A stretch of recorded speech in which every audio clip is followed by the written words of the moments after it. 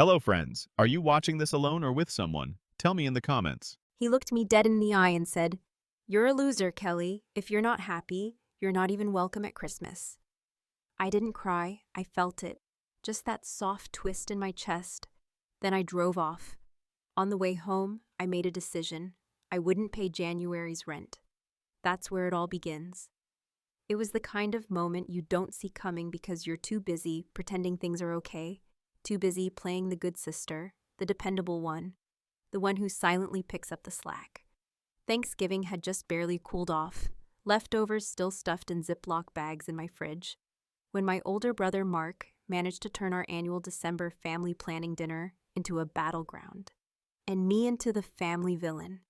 We were sitting in his too small living room that smelled like cinnamon candles and anxious tension. Laura, his wife, was buzzing in and out of the kitchen, their two boys glued to their iPads on the floor, and our parents sat on that beige couch they've always hated, but never had the heart to say anything about. I had driven an hour and a half in snow to be there, like I always did, and I brought wine, my famous sweet potato casserole, and a quiet hope that maybe this year we'd just sit, laugh, and act like a normal family. But normal's never really been our thing. It started small, some offhand remark from Dad about budgeting better. Then Laura made a passive-aggressive comment about how some of us don't have rent magically paid for. And Mark snapped, "Well, that's because some people are actually adults, and some just act like freeloading martyrs." And just like that, the room went cold. I turned to him, blinking, trying to understand if he actually meant what I thought he meant. I asked him what his problem was. Reminded him I'd been covering their rent for 8 months now, without ever once asking for anything in return. He looked right at me, not flinching, and said it, clear as day. "You're a loser, Kelly. You act like you're better than everyone, but all you really are is a lonely, bitter loser. If you're not happy with us, then maybe you're not even welcome at Christmas." No one said a word, not my parents, not Laura. The boys didn't even look up. I just stood there, bottle of wine still in my hand, casserole cooling in its dish on the table, and for once, I didn't yell. I didn't cry, I didn't ask why. I just nodded, walked over, picked up my coat, and said, "All right then." Driving home through that silent snowfall, windshield wipers making this rhythmic thunk, thunk, thunk, my mind raced with every comeback I should have said. But what stood out the most wasn't what he said. It was that everyone let him say it. And that's when it clicked. I had been helping Mark and Laura out of guilt, out of some warped sense of responsibility just because I didn't have a husband or kids, as if my life was somehow less real, less stressful, less expensive. I had quietly bankrolled their stability, just to be dismissed like a parasite. I wasn't even angry anymore. I was tired of being unappreciated, tired of being used. By the time I pulled into my apartment complex, my decision had already taken shape in my head. I wasn't going to call him. I wasn't going to explain. I wasn't going to make a scene. I was just going to do the one thing that spoke louder than any insult ever could. I was going to stop the payments. I checked my phone. 5 text messages from Laura. "Please don't take this the wrong way. Mark didn't mean it like that. Let's talk tomorrow. The boys were really looking forward to you being around. And finally, you know how he gets." But that was just it. I did know how he gets. Mark has always been the golden boy. Football in high school, college scholarship, decent enough job. But he never learned to apologize. He never learned humility. And every time life knocked him around, someone else always stepped in to pick him up. Usually me. He didn't even ask me to cover the rent. He just said, it'd be temporary, and I agreed. Telling myself it was only for 2 months.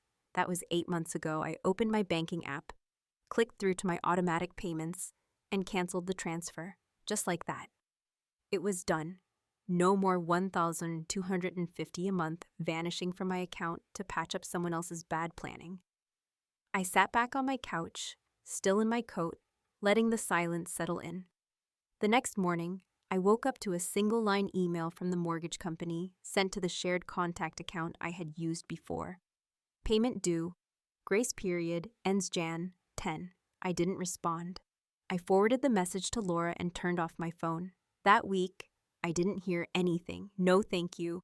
No follow-up. Just quiet. I thought maybe they were too proud to reach out. Maybe they thought I'd cave. Maybe they thought I'd come crawling back with an apology. Then, on New Year's Day, I got a text from Laura. It was a photo of their boys bundled up on the couch in winter jackets, with the caption, "Furnace died, pipes freezing, we're trying to stay warm." She didn't ask for help, not directly, but the implication was loud and clear. I stared at that photo for a long minute. My finger hovered over the call button, but instead I locked my screen, pulled the blanket tighter around me, and turned on the TV, and somewhere in the quiet hum of that empty apartment, I smiled, because sometimes the coldest thing you can do is nothing at all. The first week of January passed like the silent descent of snow in the middle of the night, unnoticed by most. But if you're paying attention, you can feel the weight of it building, subtle but steady, like a shift in the air pressure before a storm. I didn't reach out, didn't follow up, didn't explain or soften the edges of what I had done, because for the first time in a long time, I wasn't trying to fix someone else's mess, wasn't offering emotional cushioning for people who had long since stopped appreciating the weight I carried. I simply let the absence of my help speak for itself, and it didn't take long before the silence started to echo. I woke up on January 5th to a voicemail from Mark. Not angry, not accusatory, just clipped and oddly formal, like he was trying to pretend we were still on speaking terms. He asked if I had gotten around to the rent payment, mentioned that the bank had called, said something vague about miscommunications, and told me to get back to him when I could. I listened to it twice, not because I was unsure of what he meant, but because I was surprised by the tone. It wasn't an apology, not even close, just a man who had finally started to feel the ground shift beneath his feet and didn't know if it was an earthquake or just a crack in the pavement. I didn't call him back. Instead, I went to work that morning with a strange lightness in my chest, a kind of guilty freedom that only people who've been emotionally tied down for too long would recognize. My new job at the boutique ad agency downtown had been going better than I expected. It wasn't glamorous, and it definitely didn't pay enough to be bankrolling someone else's mortgage, but it was mine.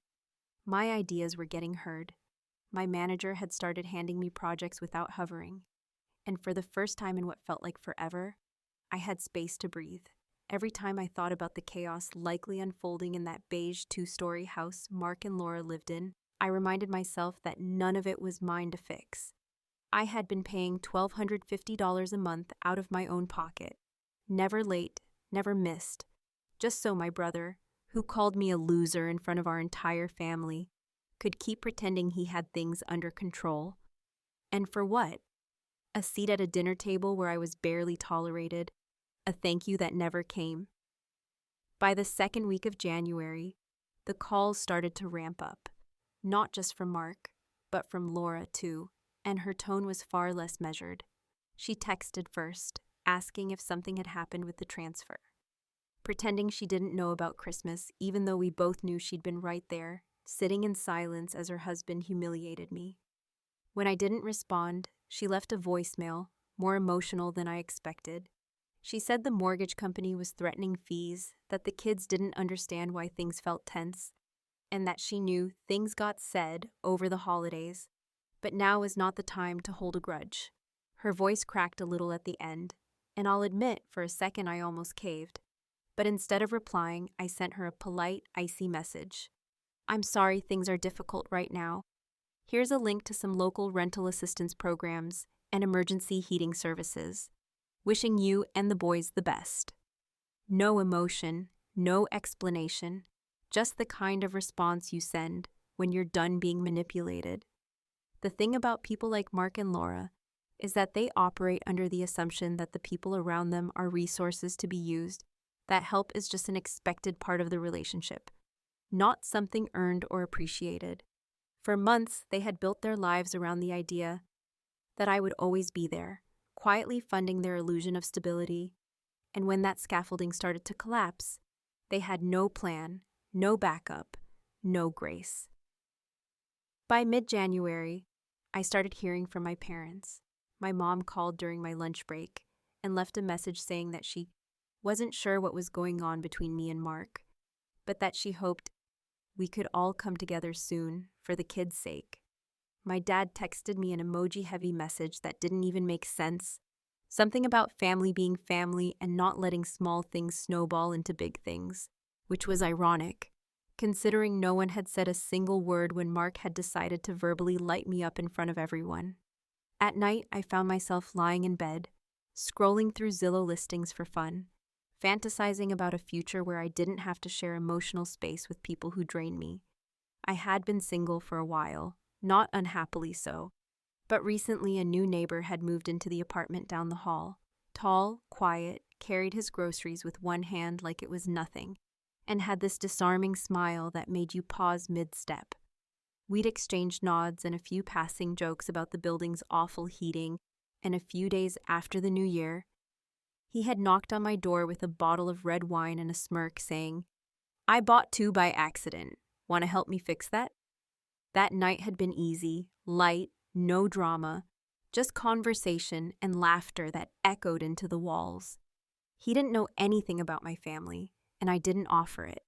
For the first time in months, I didn't feel like someone's sister, someone's safety net, someone's forgotten option. I just felt like me. But life has a way of reminding you that peace is never permanent. On the 20th, I got another voicemail from Mark. This time, his voice was different. No more professional calm, no more pretending. He sounded tired, raw, like a man whose carefully built tower was starting to sway in the wind.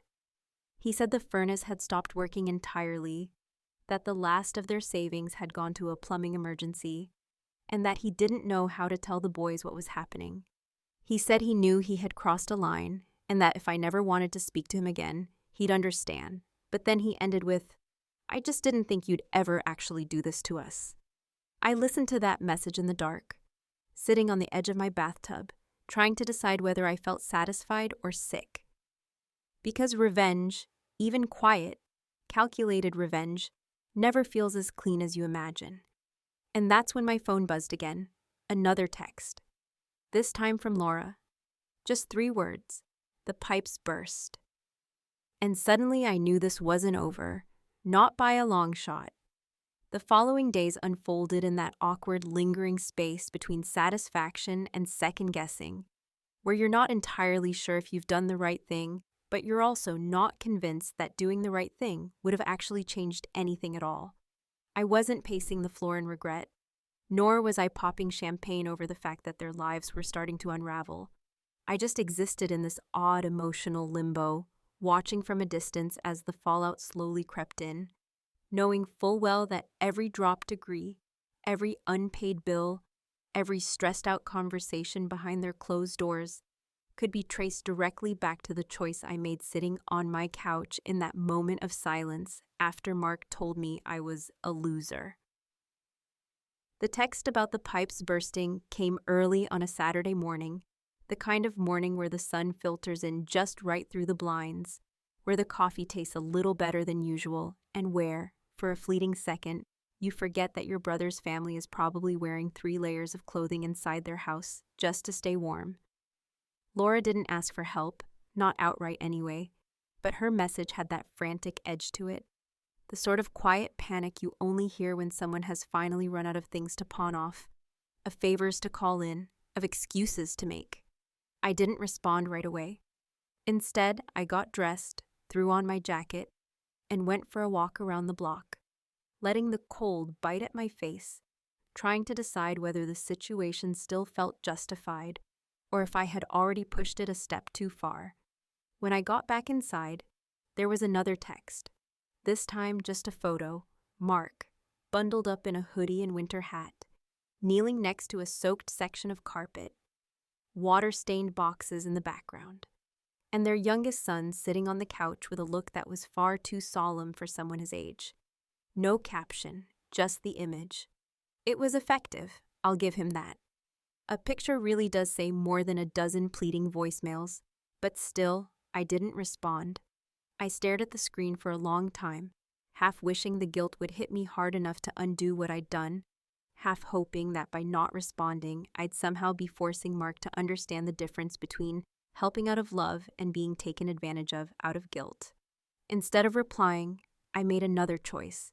I transferred them $300, not enough to fix anything substantial, not enough to even cover the plumber's call-out fee, but just enough to keep the lines from freezing up more and to quiet my conscience for one more day. I made sure to label the transfer in the memo line as one-time winter aid. This is not rent. I don't know why I did it that way. Maybe I wanted them to see that my silence wasn't weakness. Maybe I wanted them to feel the difference between generosity and obligation. Later that night, there was a knock at my door. Not frantic, not desperate, just a quiet, rhythmic tapping like someone didn't want to disturb me but also couldn't wait much longer. I opened it to find Josiah, the neighbor from down the hall, holding 2 mugs in one hand and a bottle of wine tucked under his arm with the other. He gave me a crooked smile and said, "Figured you might need a night where nobody asks for anything." And just like that, the whole weight of the week slipped off my shoulders a little bit. I let him in. We sat on my couch, wine between us, and talked about everything but family. He told me about his move from Phoenix, how he hadn't seen snow in over a decade and still hadn't learned how to drive in it without white-knuckling the steering wheel. I told him about the marketing job I stumbled into after quitting a soul-sucking corporate gig last spring, how it felt weird to actually be part of a small team that listened to me. We laughed. He was easy to talk to in the way that people are when they aren't carrying expectations or years of complicated history. At one point, he noticed my phone buzzing on the counter and asked if I needed to get it. I shook my head and told him it was probably just my brother, still hoping I'd swoop in and save the day like I always had before. I could see the curiosity flicker in his eyes, but he didn't pry. Instead, he took a sip of his wine and said, "You don't owe anybody anything that costs you your peace." That stuck with me. The following week, things started to accelerate. My mom called again, this time with more urgency in her voice, asking me if I was intentionally ignoring my family, saying things like, "Kelly, this isn't you, and I raised you better than this." And finally the classic, "I know you're hurting, but the kids didn't do anything wrong." It was all designed to make me feel like the villain, to remind me that in our family, silence equals cruelty and compliance equals love. But I was done playing those games. I wasn't interested in being the martyr anymore. Mark texted the next night, a single line that stopped me mid-bite during dinner. "You're killing us." No punctuation, no context, just those words. I read it over and over, feeling my stomach twist, not out of guilt, but because of the audacity, as if the consequences of his own entitlement were somehow my responsibility, as if he hadn't been the one who tossed me aside like some dramatic, unstable guest who overstayed her welcome. I didn't respond. I just finished my food and let the message sit there, unread. That Friday, I saw Laura's name pop up again. This time, she sent a longer message, paragraphs of frustration, desperation, and confusion. She said the boys were asking why Aunt Kelly wasn't calling anymore. She said Mark was barely sleeping, trying to pick up extra shifts, and that their entire foundation was falling apart. She said she didn't understand why I was being so cruel when all they ever did was try to survive. And maybe that was the moment something shifted. Not because I suddenly felt sorry for them, but because I started to realize how deep the denial ran. They weren't just hurt, they were genuinely confused about how we got here. I didn't answer that message either. I went to bed early, turned my phone off, and tried to remind myself that this was all part of what happens when you finally stop playing your assigned role in a family drama that was never really yours to begin with. But by the time Sunday rolled around, I felt something new rising, a low, dull tension building in my chest that had nothing to do with guilt and everything to do with what came next. Because silence is powerful, but it only works for so long before someone decides to break it. By the end of January, it became unmistakably clear that the balance of power between me and my brother had shifted so drastically that even he, with all of his practiced denial and pride-swollen bravado, could no longer pretend the ground beneath him was still solid. The missed calls on my phone had turned from scattered to relentless, and his texts, which started out with carefully measured tones of obligation dressed as civility, now reeked of something far less contained, something fraying at the edges, wild and raw and unfiltered. For days I had watched his attempts at control dissolve like frost under a sudden sun, and now I could sense that the last thread he was clinging to had started to unravel in his hands. The quiet, painful truth was that Mark had never really needed help. He needed the illusion that he was still in control while other people did the dirty work beneath him. And once that illusion cracked, so did everything else. It was a Thursday evening when the message came through, longer than any he'd sent before, and so unlike his usual tone that I stared at it for nearly 5 minutes before even opening it, as if reading it too quickly might somehow break whatever strange spell had been cast on him. It started simply enough. No greeting, no attempt at sarcasm or defensiveness, just straight into a confession that I hadn't expected to hear from him in this lifetime, let alone via text message. He told me that Laura had taken the kids to stay with her sister 3 towns over, said she needed space to think, and that the boys were asking questions he didn't have answers for. He admitted that the power had been shut off twice already, that the pipes had done more damage than they could afford to fix, and that he was sleeping on the couch with a space heater aimed at his legs and blankets stuffed into the cracks of the windows, just to keep the cold from creeping back in. But what stopped me, what made me sit down in the middle of my kitchen floor with the refrigerator still humming behind me, was when he said, "I know I've been a bastard, Kel. I said things I can't take back, and I treated your help like it was owed to me. I'm not asking for forgiveness right now, and I'm definitely not asking for more money. I just don't know who else to be honest with." Those last words didn't come from the version of my brother who always had a smug comeback, who rolled his eyes when I tried to speak up, who called me dramatic or selfish when I so much as hinted that I might need something in return. They came from a man who had finally realized the life raft was gone, and who, for the first time in years, was trying to swim on his own in freezing water. I didn't cry, not right then anyway, but something deep inside me, something hard and jagged that I'd been holding on to since Christmas, started to soften, and I hated that softness because it made me wonder if maybe I wasn't done with this whole mess after all. I didn't reply immediately. I let the message sit there overnight, like a glass of wine you leave unfinished, waiting to see if it still tastes the same in the morning. The next day, I sat down and did something I hadn't done in a long time. I went back through my emails and found the one from 4 years ago, the one I had buried in a folder I never looked at, the one that contained proof of the very thing that had been festering in the back of my mind for years, but that I had never dared to confront him about directly. It was a group email from our extended family, one of those annoying reply-all chains we used to use to plan big anniversary celebrations or cousin get-togethers. And in it was a forwarded message Mark had sent around bragging about a community project he had supposedly organized. Only it wasn't his work. It was mine. I had spent 6 weeks building that program through the nonprofit I was with at the time. Hours of unpaid effort, community outreach, coordination with city officials, the whole 9 yards. And I'd shared it with Mark because I was proud and stupid, and still believed that sharing something with him would make him proud of me too. Instead, he had taken it, rebranded it slightly, and sent it to our family claiming credit. I remembered reading it back then and feeling the sting, but I hadn't confronted him. I let it slide, thinking maybe he needed the win more than I did. But now it felt different. Now it felt like a wound I had let heal crooked. So I took a screenshot of that email and sent it to him. No words, just the image. Then I sat there waiting, wondering how he would respond. Not because I wanted an apology, but because I wanted to see if he was still capable of lying when the truth stared him straight in the face. An hour later, he replied.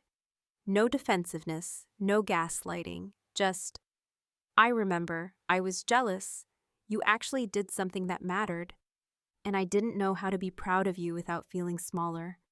I stared at that message for a long time, not because it was profound, but because it was honest in a way I hadn't expected from him. Mark had always been so good at hiding behind bravado and sarcasm that I honestly didn't think he had it in him to admit something like that. And the worst part, it worked. That little crack in his armor was enough to remind me that he was still human, still my brother, still the same idiot who used to put frogs in my backpack and blame the dog when he broke things in the garage. I replied, finally, with something I hadn't planned. Then maybe it's time we both stop pretending we're the same people we were 5 years ago. He texted back almost instantly. Are you going to help me or finish us? And I didn't know how to answer that. Not because I hadn't made up my mind, but because for the first time in weeks, the question felt less like a trap and more like a real plea. That night, I poured myself a glass of wine, sat by the window, and watched the snow fall. I didn't respond, not yet. Because sometimes, letting someone sit with their own consequences isn't cruelty. It's the only way they'll ever figure out how to be better. And deep down, I still didn't know if I wanted to help or finally walk away for good. It's strange how the coldest months often bring the most clarity, how silence between people who once shared the same roof, the same memories, the same messy, tangled brand of familial love can feel louder than any argument ever could, and how something as simple as the first snowfall in December can take on a completely different weight when you're standing outside a house that used to feel familiar but now looks like a stage where you no longer know your role. The house was dressed for the season again, twinkling lights lining the porch, a wreath that looked suspiciously like the one I had gifted Laura years ago, and the warm yellow glow of the dining room chandelier spilling out onto the snow-dusted steps. But the warmth was a trick of the light, a false signal like the flame on a gas stove just before it sputters out. I stood at the curb with a foil-wrapped tray of sweet potato casserole in my arms. The same dish I had made every Christmas since I was 25, the one Mark's boys used to fight over for second helpings. And I debated, for what felt like the 100th time that day, whether walking up those steps meant reclaiming something or surrendering to something I should have left behind. For weeks I had gone back and forth, weighing the satisfaction of my quiet revenge against the quiet ache it had left behind, trying to understand whether drawing a line had healed me or just exposed how deep the old wounds really went. I kept telling myself I had won, that by cutting them off and refusing to play the role they assigned me, I had somehow liberated myself from years of invisible weight. But standing there in the falling snow, casserole cooling in my hands, I wasn't so sure anymore. Mark had sent his final message 3 days earlier. A photo of the living room, dimly lit but decorated, 2 plates set at the table, and 2 empty chairs clearly meant for the boys, who I learned through my mother's vague and guilt-laced updates, would be spending the holiday with Laura's sister again. He didn't write anything with the photo, didn't ask me to come, didn't try to pull at my heartstrings the way he had earlier in the year.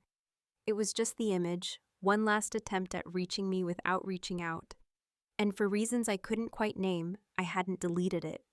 Instead, I stared at it for minutes at a time over the next few days, trying to decide whether it was a peace offering or a trap.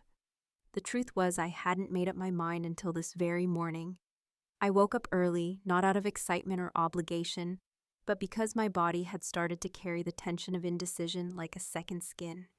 I walked through my apartment barefoot, wrapped in an oversized hoodie, made a cup of black coffee, and sat in front of the small fake tree I'd put up out of habit more than joy.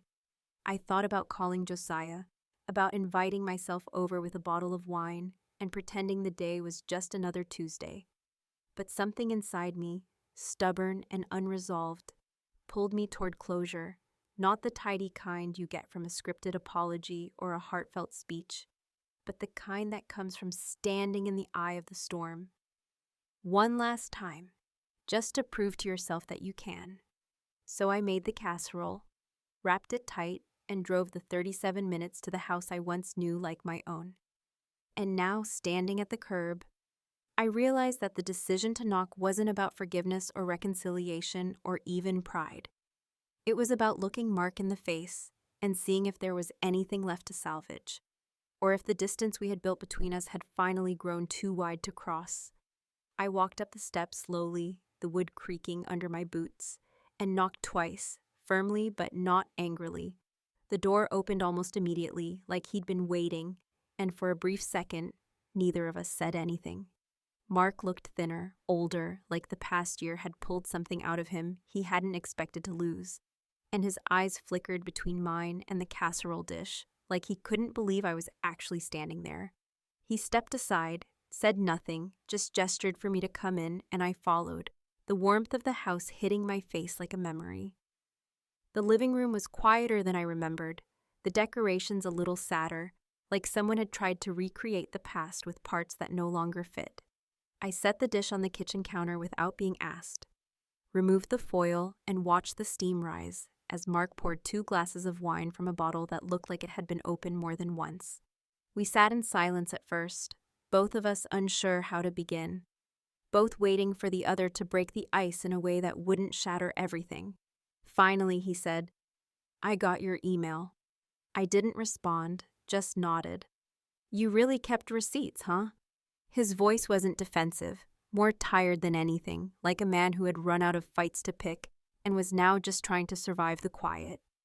I told him that I had kept that email because it reminded me of what I had been willing to swallow to keep the peace, and that this year I wasn't swallowing anything anymore. He didn't argue, he didn't even apologize. He just sat there, nodding slowly, eyes on the casserole, like it was the only part of me he knew how to speak to. And then he said, "Laura's not coming back. At least not anytime soon. The boys, they think I pushed you away and I don't have the energy to correct them." That was the closest he came to an admission, and I didn't push for more. We ate in near silence, broken only by the occasional clink of fork on plate. And I was surprised to find that the food still tasted like home, even if the house no longer did. When the plates were cleared and the wine was gone, I stood, grabbed my coat, and looked him square in the eye. "This doesn't mean anything's fixed," I said, and he nodded again, that same slow, resigned nod that meant he understood.